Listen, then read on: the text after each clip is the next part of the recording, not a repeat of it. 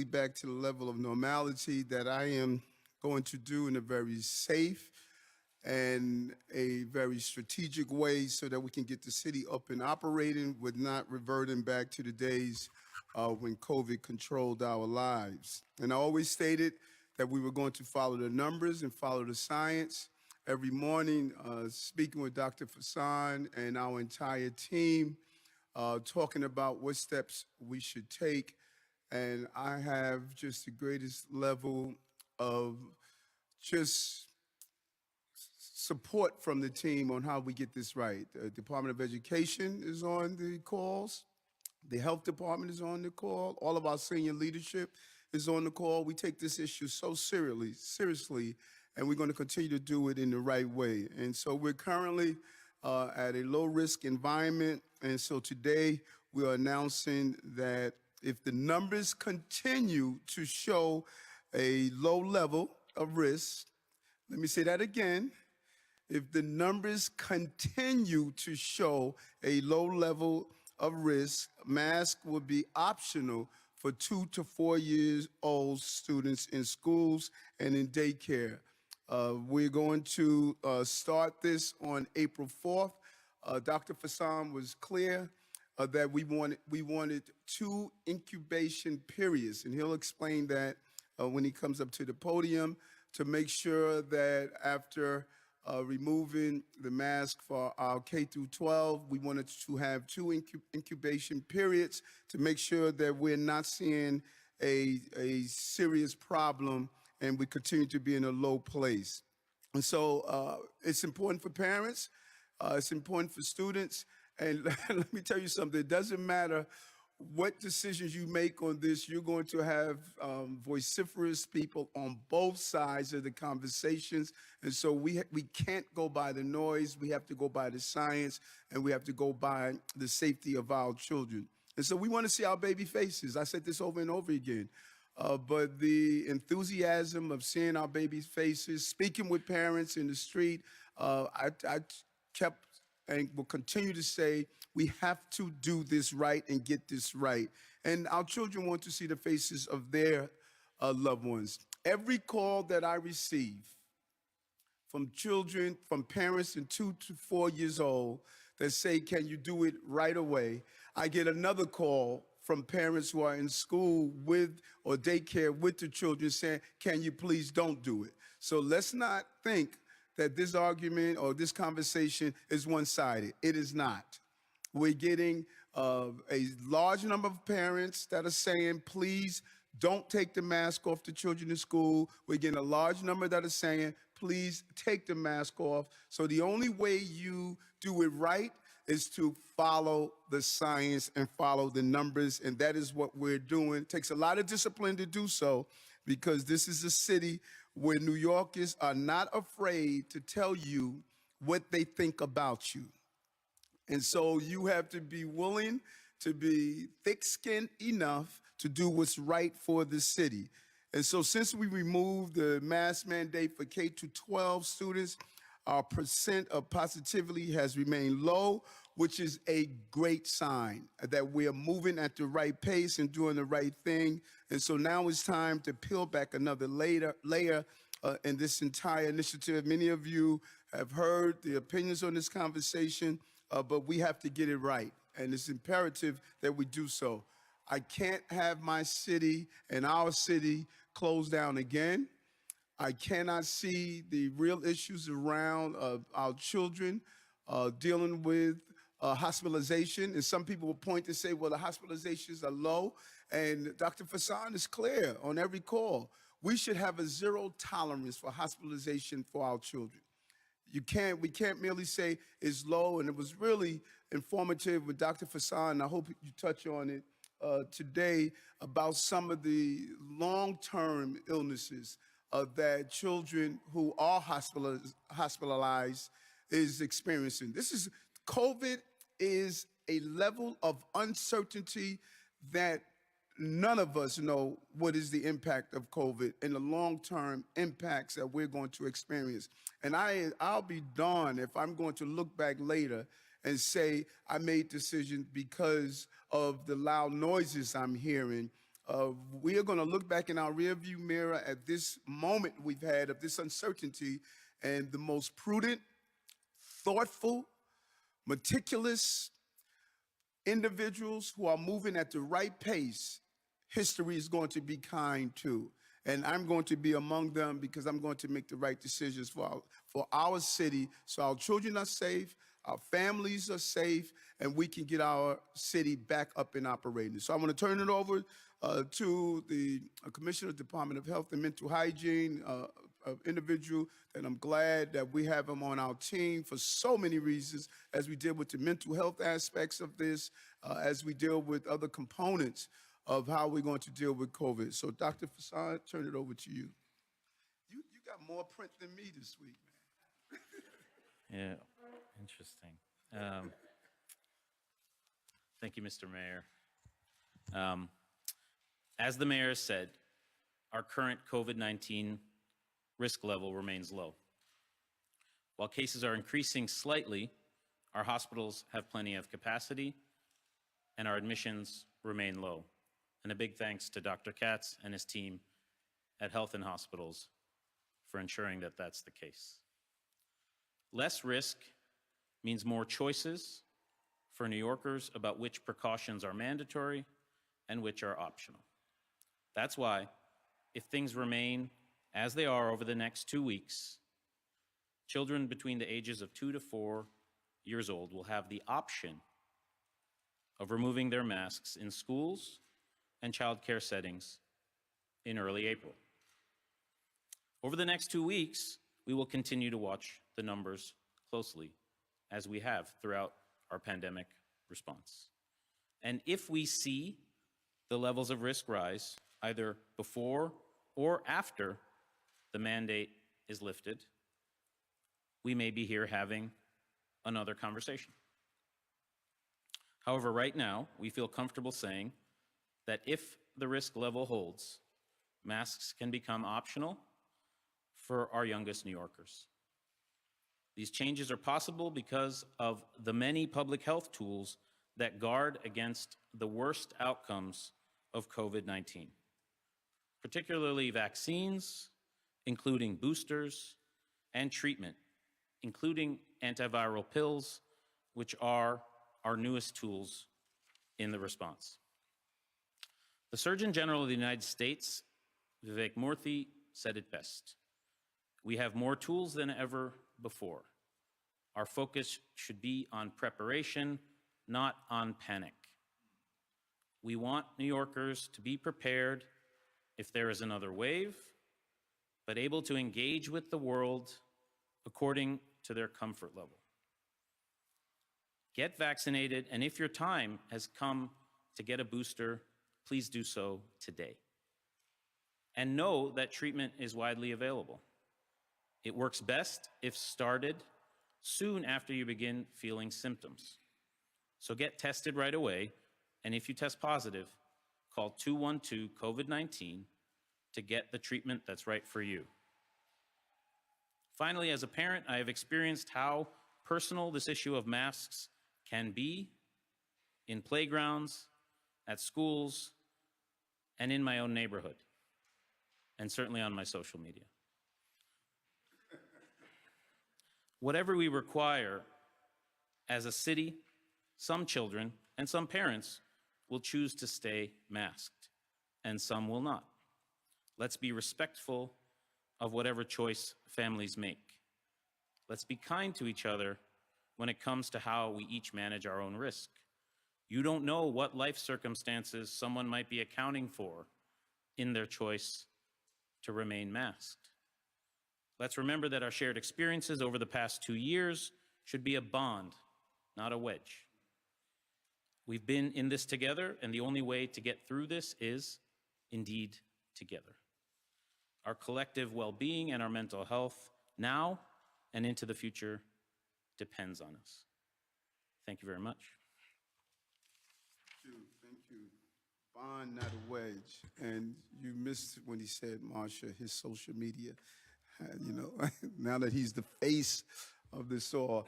Let me bring my two partners in government. Councilwoman Shulman and Councilman Moya.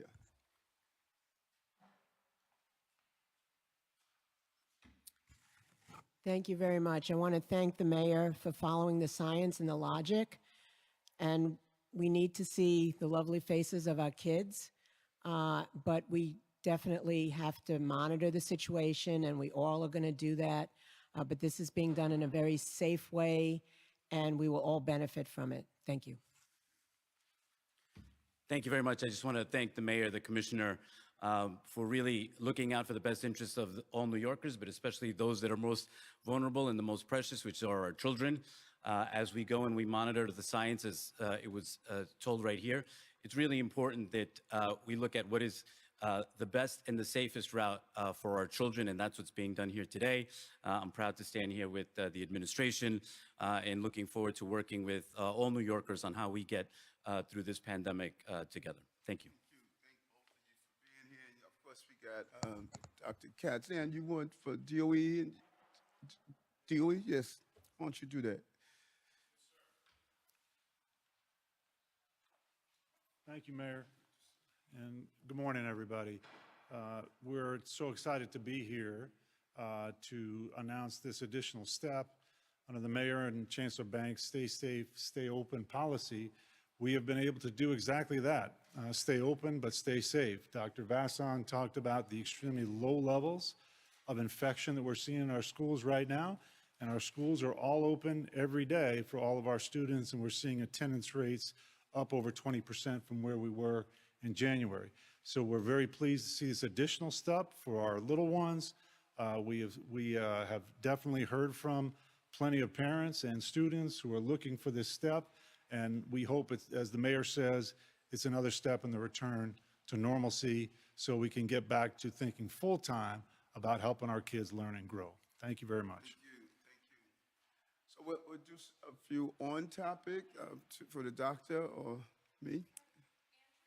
Yes, two questions, Mayor.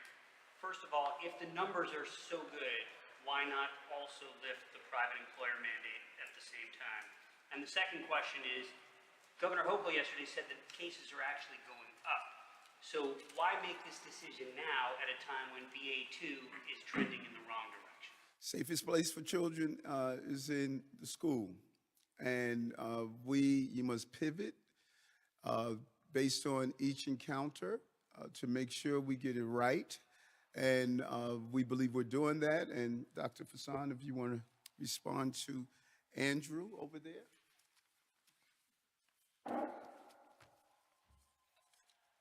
On the issue of cases, cases is just one data point we're looking at to calculate our overall risk levels. I think what we know about BA.2 is that it is more transmissible. It is not yet shown to be more severe in any way. And we are going to see some rise in cases. We are more prepared than ever to tolerate that in our hospital systems, but also with all of the tools we have in the community to keep ourselves safe, keep ourselves out of the hospital in the first place.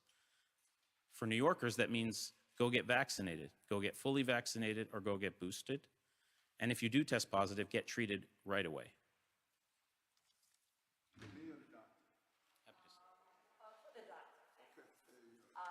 Doctor, what about BA2 in relation to children? Do you see any particular effects on that, or long-term effects, or are kids getting sicker because of the variant? As we said with BA2, we're not seeing any signs that it causes more severe illness in any age group as yet. We did see, as we saw in Omicron, pediatric cases rose significantly, much as they did with overall cases. At this point, we're very concerned about the long-term effects of COVID in everyone. We're concerned about the long-term effects in our children, and we're constantly monitoring that. Right now, overall risk remains low. Overall cases in children remain low. Hospitalizations in children remain low, which is giving us comfort to make this decision at this point. Yeah, so Dr. Vasson, Following up on Friday's press conference, you had mentioned that children under the age of 5 are disproportionately getting hospitalized compared to all children. And this announcement specifically talks about kids 2 to 4. So I was wondering, why is that number being specified in terms of that specific age range? Or is that kind of the same as when we're saying under 5, those are the kids that are old enough to wear masks? So can you kind of specify, kind of a little bit follow up on my colleagues' questions about why now, especially with children possibly getting hospitalized, and also just targeting this 2 to 4 age range? Can you just specify that, please? We've only ever, so thanks for the question. We've only ever mandated masks for children 2 and up, understanding that for babies, it's just really hard to get them to mask. My son won't keep a mask on, or hadn't until he turned around 2.5, so it's tough. So that's why we're talking about 2 to 4 specifically. Hospitalizations have consistently remained higher in this age group compared to other age groups, pediatric age groups. They still remain higher, but they overall remain extremely low. So while the relative difference might be high, the overall, the absolute level is very low, which gives us comfort to do this now. Mr. Mayor and Mr. Health Commissioner, this is a question for both of you. The parents who argue that they wanted to see the mask taken off these young kids argue that this comes at a time when development is very crucial in terms of socialization, speech development, and things like that. And I wonder if those concerns also played a role in your decision to unmask the kids because it's such a crucial time in terms of development. It's for both of you. I think the research is still very early on the impact of masking on social and emotional and language development. It's still quite early to tell if and what that impact may or may not be. I understand the concerns, certainly, of parents that think that way and feel that way. We're trying to make this decision based on the COVID data, that what we know about the pandemic, what we know about children's risk of getting COVID and getting sick and hospitalized from COVID. You thought that masking would affect their long-term development in terms of ability to function well in schools? Again, I think it's too early to tell whether there will be any long-term impacts. COVID's only been around for a couple of years. What we do know is that children do catch up very quickly from other traumas of being taken out of school. We know this from disaster settings, from humanitarian settings, when children aren't able to go to school for long periods of time. We know that they can catch up in certain age ranges, but this is a different situation. Part of your thinking as well, because we know a lot of parents made that argument to you, and I wondered if that played a role in your thinking. I think the doctor really answered that question well. Let's be clear. This is unprecedented territory we are in right now. And anyone that can say what the short-term, long-term, what's going to happen, if anyone is saying that, they're lying. And that's why the doctor said we need to research. We don't know what COVID is going to put in the future for all of us. And we just have to make the right decisions, the best decisions based on the science, based on the information, and really based on the compassion. Because, people this has been a very strenuous period for people around COVID. So we got to make the right decisions. This is also a question for both you and the doctor. Regarding the private employer mandate, what are you guys still looking at in order to lift that specific mandate? And concerning the Yankees and the Nets, is that something that you're getting pressure on from sports teams also come opening day? And yeah, just what are you still looking at in order to lift that mandate? Well, first, the pressure part. I do not feel any pressure doing this job at all because I'm going to do what's right. That is what I'm going to do. Let me tell you what pressure is. Pressure is being a transit cop in 1984, riding the trains by yourself with a radio that didn't work. I'm ready for what it takes to move our city forward. We're going to do it in the right way. We're going to follow the science. I trust, and that's why we brought Dr. Fasson, Dr. Katz, our team together. We're going to make the right decision. And in New York, no matter what you do, this is 8.8 million people and 30 million opinions. So you're never going to satisfy New Yorkers. So you must go with the logic, your heart, and the science. And so we're going to slowly peel back. As I stated over and over again, we're going to do it layer by layer. And each layer we peel back, we're going to do an analysis. Are we okay? And if we have to pivot and shift and come back here in a week and say we're going to do something different, we're going to do that. I'm not going to hesitate to say, this is where the numbers are taking us, this is where the science is, and this is what we're going to do. Because I'm not going to only view this from where we are in the crisis. I see myself out of crisis. And people are going to look back later, like they did with the schools. Remember what they did to us when we were talking about keeping the schools open? You know, I said, don't worry about the noise team. We're going to do the right thing for our children, and people are going to look back later and say, you know what, we don't want to admit it, but this administration got it right. And they're going to do that again. So right now, we're going to take some complaints. But when this is all said and done, people are going to realize this is a thoughtful administration and we got it right. And so baseball, basketball, businesses, all of those things, they have to wait until that layer come. And right now, we're announcing just our 2 to 4 year olds. Indicators though that are keeping that, like, that keeping that in place right now? Is there anything that you're like, we still want to wait? Like, pressure points. Yes.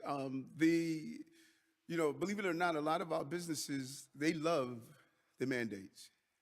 You know, when I speak to a lot of my businesses, getting people back in the office, that mandate is allowing them to feel safe in the office for those who feel that they would rather the vaccine mandate to be in place. But again, we're going to do it in layers. And when we feel that it's the right time to look at that, if we do so at all, because the work environment is an important environment, we're going to make that determination. We're not there yet. Does anyone have any more? All right, we'll do one more on topic and then we'll go to off. Go ahead, Michael. This is for you guys, for the doctor and you, Mr. Mayor. You know, you talked about following the science. We've heard that phrase a lot throughout the pandemic. What you're seeing in the science would trigger vaccine mandates for public school kids? You know, Mr. Mayor, you said, I think before, that this is something you're looking at, but where are we on that? What's the timeline on that? Is that something that will happen? I understand there are considerations, concerns about parents taking their kids out of school. Getting our children vaccinated remains a huge priority of this administration. Our 5 to 11-year-old vaccination rates is behind other age groups. My colleagues at DOE, in partnership with us at DOHMH and H&H, have launched a concerted vaccination campaign for 5 to 11-year-olds across the DOE system this week to increase those numbers. I think we've seen time and again, mandates are an important tool to getting vaccination levels up. And as we mandate a lot of vaccines for children to go to school. And so we're looking at the data every day on our vaccination levels, as well as the state of the pandemic, to make those decisions at the right time. We have time for a couple of off-topic questions. Hi, Mayor. I was curious, I know you met with Governor Cuomo. Do you think he has a path to public office this year? Would it be wise for him to pursue one? He has to make his decision. As I stated, I thought it was important for him to step down at the time, and I thought it was the right decision. And now he will make that determination on what he's going to do with his life in the future. Mr. Mayor, Controller Landers out with a report this morning that says bail reform had a negligible impact on pretrial rearrest rates between 2019 and 2020. What data are you looking at in calling for rollbacks that he's not seeing in this very comprehensive report? And what I say this term over and over again, there are many rivers that feed the sea of violence. We have to dam each one. So if you start peeling back and not damming each one, you'll say, well, it was only 5 guys that were repeated offenders. 5 shooters, 5 lives, 5 lives in shootings that's impacting our overall number. We had 29 shootings. 29 shootings. And I'm amazed that when I talk about these shootings and I talk about putting in place, the units to go after guns, that you have those who are more worried about the cops that are doing the job than the people who are shooting. I mean, this is the most fascinating thing I could think of. 29 shootings, and they're critiquing that Eric has the audacity to put a unit in the street to go after guns. So, if those who feel that, well, it's only been 5 cases of people who are shooters that were released, why are you complaining about those 5 cases? Let them do that. I complain about every dangerous person that's released. Everyone. We don't need dangerous people on our streets. And so when you look at with raise the age, carrying a gun, treating like a child, when you look at all of these other aspects, it's contributing to the sea of violence that we are experiencing. Juliet, we have time for one more applicant. Thank you, Mr. Mayor. How are you, Juliet? I'm good, how are you? There's been already a lot of pushback after Governor Hochul's bail reform proposal came out. If parts or most of it aren't passed by the legislature, what is your next step in crime fighting? And that's so important. That's a great question because I say this over and over again. I need help from the federal government to stop the flow of guns. When I was in Chicago last week speaking with Mayor Lightfoot, she took 12,000 guns off the street. I mean, that's a frightening number. Yet the guns keep coming. So I need the federal government. Let's go after those gun dealers. Let's beef up ATF. Let's do things that they're supposed to do. My blueprint to end gun violence, I pointed out what I needed from the state, what I needed from the federal government, and what I need to do as the mayor and the New York City Police Department. If I don't get the help from them, I still have to keep the city safe. I'm going to do my initiatives like we did yesterday. My guys were out, our police officers were out in the new unit for 6 days and removed 10 guns for 6 days. And so I need their help. But with or without their help, I have the finest police department on the globe, New Yorkers have. We're going to continue to execute our plan. We're going to put in place initiatives to try to stop the guns from coming in across our border at our port authorities and other locations. We're going to do our joint partnership that we do in the morning every day at 10 a.m. So we're going to push our initiatives forward. But I believe the public is going to start looking towards those who are not giving us the help that we need. To have more federal cases made against trigger pullers? That's a great question. We met with the U.S. Attorney in the Southern and Eastern Districts. We're hoping that they will look at some of these cases that we can get longer sentencing because of the crimes that are involved. But also, we think it's information sharing. We're looking at to see the legality around being able to share information across state lines. But we're hoping that the feds will take up more of these cases. We started preliminary conversations, and we're going to continue to speak with the Eastern and Southern District. We were happy to sit down with them. We think there's some great leadership there, and they see the need of dealing with this violence. All right, we have time for one more. Go ahead, Emily. Mr. Mayor, I'm going to take you back on topic. When you say baseball, basketball businesses, they're going to have to wait, does that mean you're considering lifting the private employer vaccination mandate? Because Commissioner Vassen said on Friday he thinks that might be indefinite. So is it staying in place, or are you considering lifting it? No, it does not mean that I am or I'm not. It means that they have to wait to find out what we're going to do. And I think the commissioner can speak for himself, but I thought there was a little creative journalism based on his interview. Thank you.